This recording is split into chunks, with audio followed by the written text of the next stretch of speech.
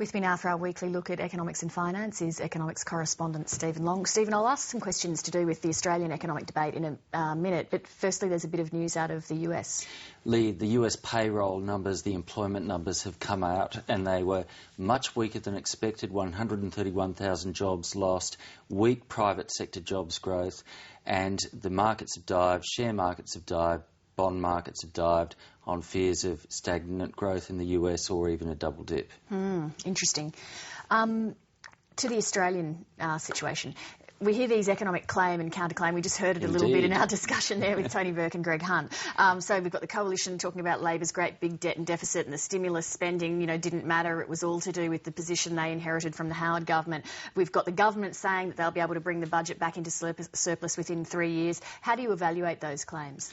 Well, it's of course right to say that the government inherited a pretty good fiscal position from the previous government, but the claim by Greg Hunt tonight that the contribution of the stimulus to growth is bunkum is bunkum. His claim is bunkum. It is undeniable, and I don't think you'd find many economists who would argue that the stimulus didn't make a difference. If you look at the figures over the past year, public demand was the biggest contribution to economic growth.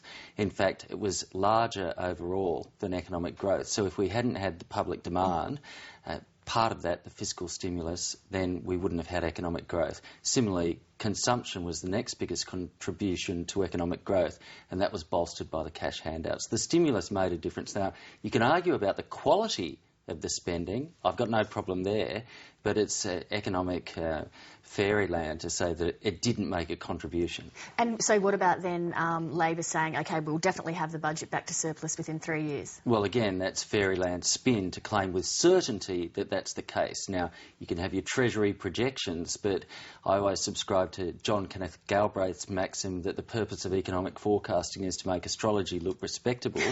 Forecasts are generally more right than wrong. If you look at the Treasury forecasts, they've consistently been wrong. They've generally underestimated the surplus, but there's nothing to say that if we get the double dip that we discussed earlier coming out of the US and Europe, that it might go the other way next time. If we had commodity prices crash, we just don't know.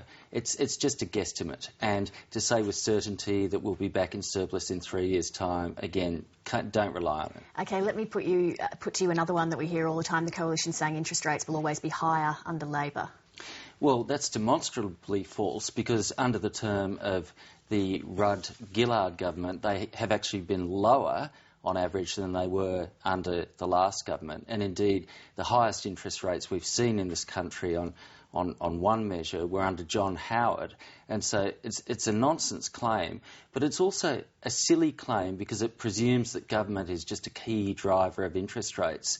And there are many things that drive interest rates. You would have seen interest rates crash no matter who was in government with the downturn that we saw, and you would have seen them rise afterwards no matter who was in government. Stephen Long, thank you very much. See you next week. You're welcome.